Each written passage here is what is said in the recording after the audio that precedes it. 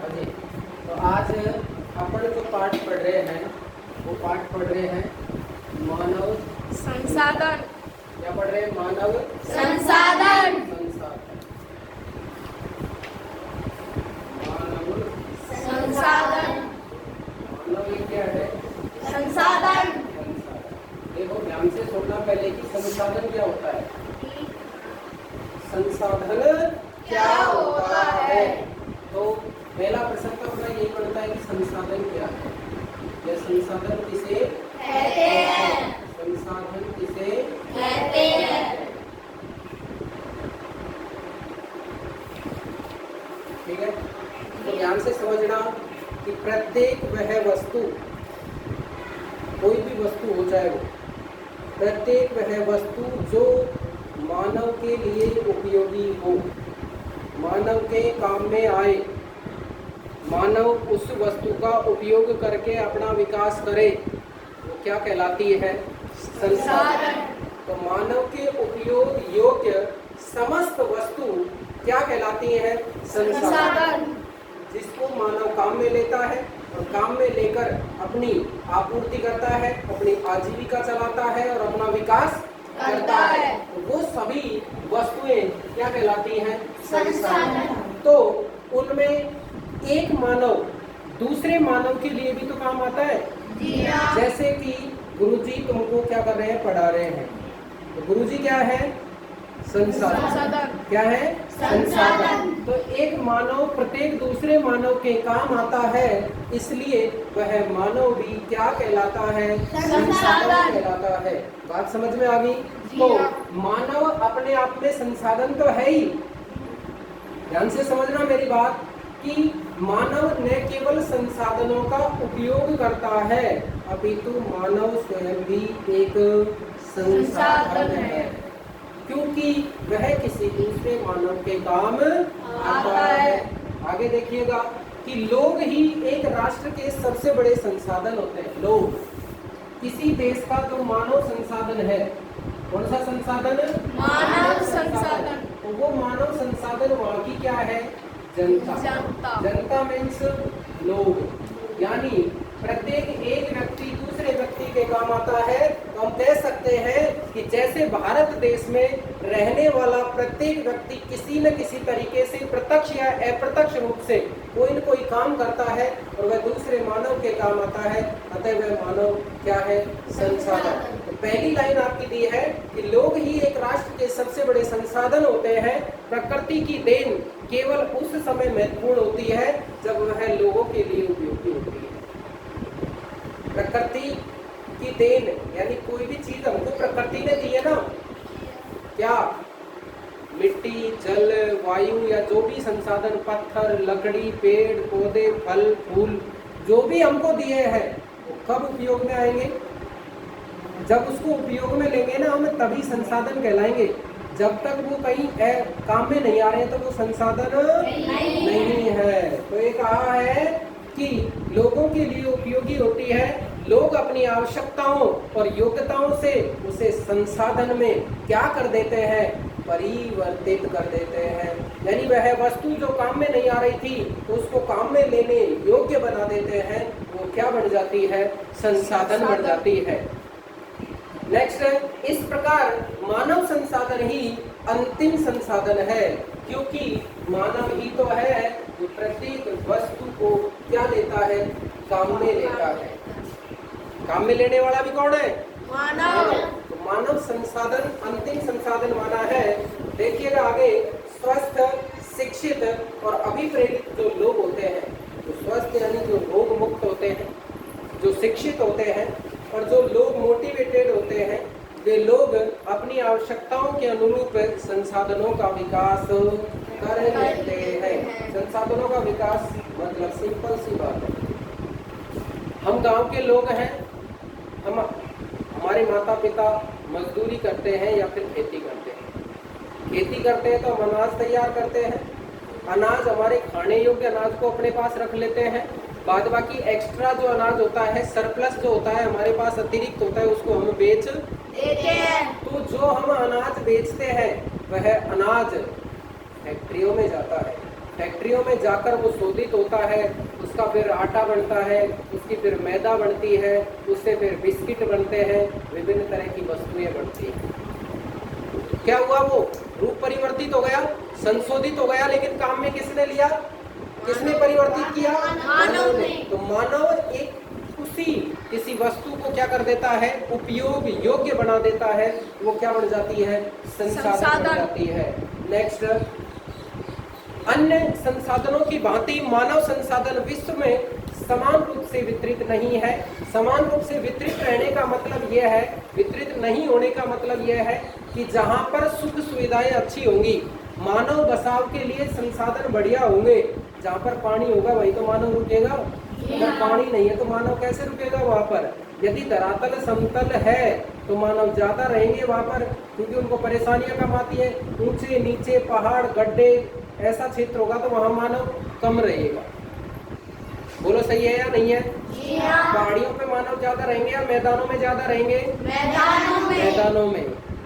तो ऐसी जगह जहां पर मानव को अनुकूलतम जलवायु मिले, सारी सुख सुविधाएं मिले, उसको जहां तक आसानी रहेगी उस क्षेत्र में मानव बसाव ज्यादा करेगा। सिंपल सी बात, और भी अच्छा उदाहरण लेते हैं कि कोई जैसे गांव के लोग आजकल शहर में भाग रहे हैं, शहर की ओर पलायन कर रहे हैं, शहर में जाकर प्लॉट लेते हैं, मकान बनाते हैं। क्यों?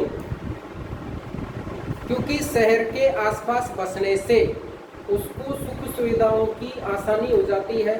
शहर में बिजली की आपूर्ति पर्याप्त होती है, पानी की आपूर्ति पर्याप्त होती है, सड़क सुविधाएं, परिवहन सुविधाएं, जिसमें रेल नजदीक होती है, उसको जाना होता है तो जल्दी रेल पकड़ लेता है। गांव से अपन यहाँ से जाएं तो बांदीकुई भी अगर अपन जाएंगे तो पता है लगभग 1 घंटा लग जाता है, और वहाँ 5 मिनट में 10 मिनट में जाके तुरंत ट्रेन पकड़ ली।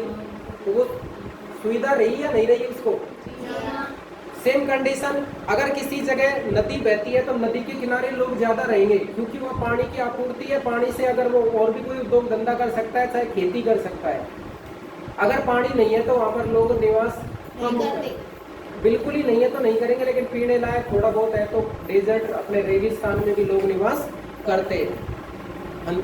जो थार का मरुस्थल है अपना, भारत का मरुस्थल, ये विश्व का सबसे बड़ा मरुस्थल। कैसे? जनसंख्या के आधार पर। इतनी जनसंख्या और किसी मरुस्थल में नहीं रहती। सर्वाधिक जैव विविधता वाला मरुस्थल है कौन सा मरुस्थल है? थार का मरुस्थल। आगे देखिएगा, तो अन्य संसाधनों की भांति मानव संसाधन विश्व में समान रूप से वितरित नहीं है, कहीं ज्यादा तो कहीं कम। दिल्ली जैसा शहर है जहाँ पर पैर रखने के लिए भी जगह नहीं है। दिल्ली जैसे शहर में पैर रखने के लिए भी जगह नहीं है, संसाधन। अगर शाम के टाइम और सुबह के टाइम आप रोड पे निकल गए ना, और अगर आप कहीं जा रहे हैं तो आप ये मानो कि बड़ी मुश्किल से निकल पाओगे, क्योंकि ट्रैफिक ही इतना होता है। सुबह काम पे जाने वाले लोग, शाम को काम से वापस घर आने वाले लोगों से रोड फुल भर जाता है, यार पार गाड़ियां ही गाड़ियां दिखेंगी और कुछ नहीं। क्यों? क्योंकि वहां पर कुछ सुख सुविधाएं ज्यादा हैं, रोजगार के साधन ज्यादा है, इसलिए लोग वहां पर निवास ज्यादा करते हैं। जहां पर रोजगार के साधन कम होंगे वहां भी लोग निवास कम करेंगे। नेक्स्ट, क्या आप जानते हैं कि भारत सरकार के अधीन एक मानव संसाधन विकास मंत्रालय है, मानव संसाधन मंत्रालय है, और 1985 में इस मंत्रालय का निर्माण लोगों के कौशल को बढ़ाने के लिए किया गया था। इससे यह प्रदर्शित होता है कि लोग देश के लिए कितने महत्वपूर्ण संसाधन है। सिंपल सी बात, मेरी बात समझना। क्या कहा है? पहली बात अपन ने समझा क्या? संसाधन। संसाधन के बाद समझा मानव संसाधन, और अब पढ़ रहे हैं अपन मानव संसाधन, मानव संसाधन का विकास, मानव संसाधन का विकास। मानव संसाधन का विकास के लिए भारत सरकार ने 1985 में 1985 में मानव संसाधन विकास मंत्रालय खोला। मानव संसाधन विकास मंत्रालय का मतलब यह है, सिंपल सी बात है, कि जो मानव दक्ष नहीं है, जो कुशल नहीं है, उस मानव को कुशल बनाना, दक्ष बनाना, उसको ट्रेनिंग देना, ताकि वो अपने रोजगार के अवसरों के लिए दक्ष हो सके, उसको कोई काम हासिल हो सके, वो भी किसी दूसरे मानव के काम आ जाए, वो भी किसी दूसरे मानव के लिए उपयोगी बन जाए। इसलिए वो क्या बन जाएगा? फिर मानव संसाधन। जब तक अगर उसमें दक्षता नहीं है, कोई काम जानता नहीं है, दूसरे के काम नहीं आएगा, तो क्या वो मानव संसाधन कहलाएगा? नहीं कहलाएगा। तो मानव संसाधन विकास मंत्रालय का उद्देश्य क्या है कि वह संसाधन जो उपयोग योग्य नहीं है, कौन सा? मानव संसाधन, तो उसको उपयोग योग्य बनाना, कुशलता अर्जित करवाना मानव संसाधन का एक अभिन्न अंग है, एक लक्ष्य है। किसका? मानव संसाधन। भारत सरकार ने मानव संसाधन मंत्रालय की स्थापना कब करी? 1985 में। नेक्स्ट देखिएगा, भारत के प्रधानमंत्री श्रीमान वर्तमान के कौन है? वर्तमान प्रधानमंत्री कौन है? बोलो। नरेंद्र मोदी। श्री भाई नरेंद्र मोदी, नरेंद्र दामोदर दास मोदी। तो प्रधानमंत्री कौशल विकास योजना चलाई इन्होंने 2015 में। 1 करोड़ युवाओं को 2016 से 2020 तक प्रशिक्षित किया, ट्रेनिंग्स दी, और के उद्देश्य से शुरू किया गया था। इस योजना का उद्देश्य संभाव्य, यानी जो संभावित है, जो बढ़ सकते हैं, संभाव्य और मौजूदा रोजगार अर्जक को गुणवत्तापूर्ण प्रशिक्षण प्रदान करके रोजगार योग्य कौशल की योग्यता को क्या करना है? प्रोत्साहित करना है। तो मानव संसाधन विकास मंत्रालय के माध्यम से, मानव संसाधन विकास मंत्रालय के माध्यम से प्रधानमंत्री ने प्रधानमंत्री युवा कौशल योजना चलाई। कौन सी? कौशल विकास योजना चलाई। तो कब चलाई थी ये? 2015 में। 2015 में मानव संसाधन विकास मंत्रालय की स्थापना 1985 में हुई है, लेकिन प्रधानमंत्री कौशल विकास योजना कब चलाई थी? 2015 में। नेक्स्ट वार्ता अपनी अगली क्लास में होगी। हाँ जी, आगे अपन बात करते हैं कि जनसंख्या वितरण। कौन सा टॉपिक है हमारा? जनसंख्या वितरण। जनसंख्या वितरण का मतलब क्या है, थोड़ा सा ये समझो। मैं इसके लिए आपको एक बार विश्व के मानचित्र पर लेकर चलता हूँ। ध्यान से देखो, ऊपर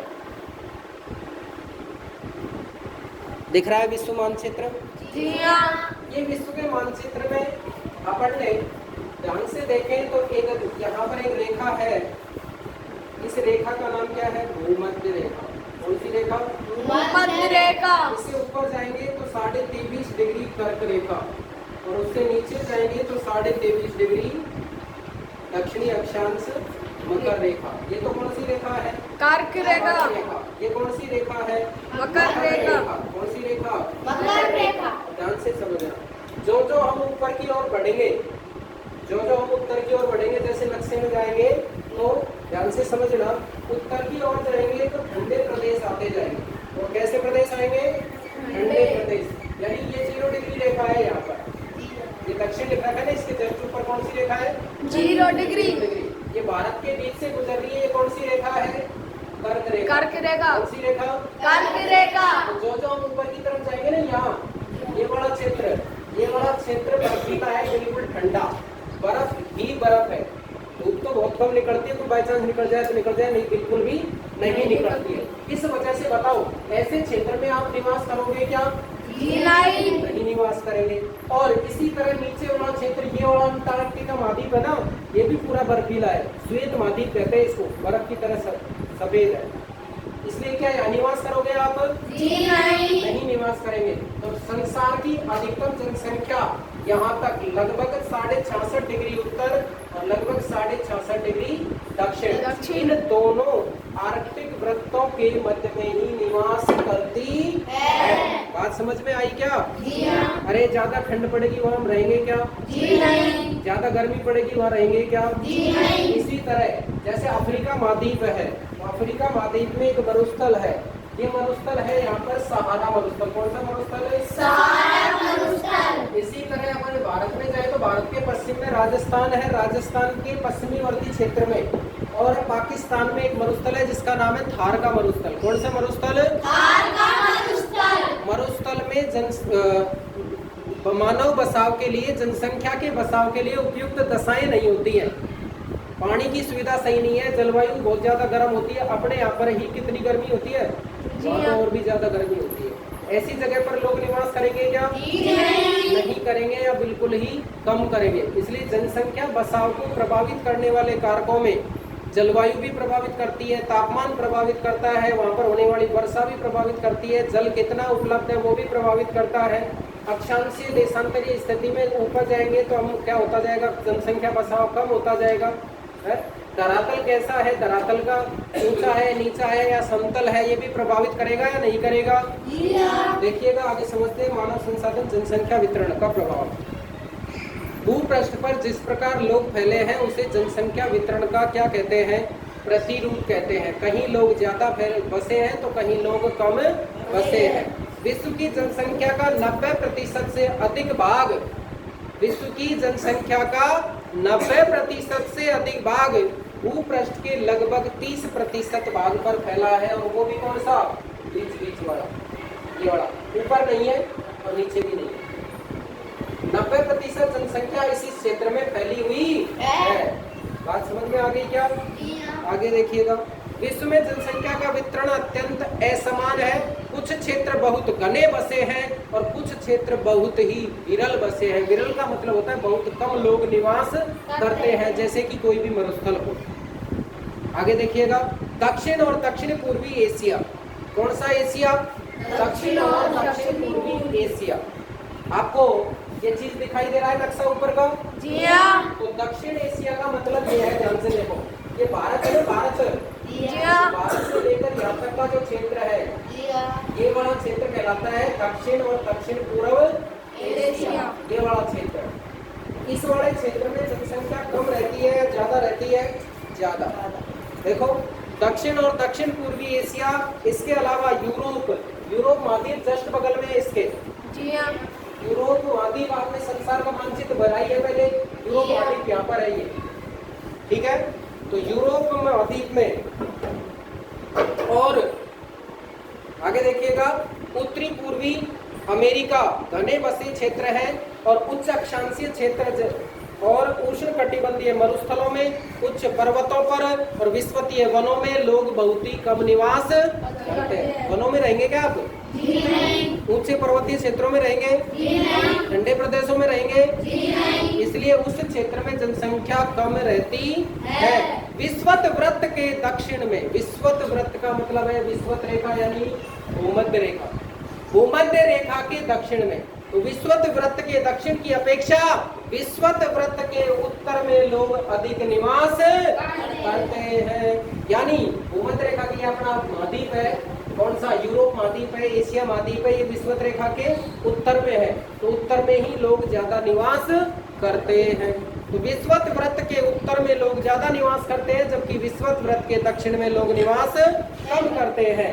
विश्व की कुल जनसंख्या का लगभग 3/4 लोग दो महाद्वीप एशिया और अफ्रीका में रहते हैं। अफ्रीका महाद्वीप बीचों बीच में, जी हाँ, बीचों बीच में कौन सा महाद्वीप है? अफ्रीका महाद्वीप। अफ्रीका महाद्वीप। तो यानी अफ्रीका महाद्वीप में और एशिया महाद्वीप में ज्यादा लोग निवास करते हैं।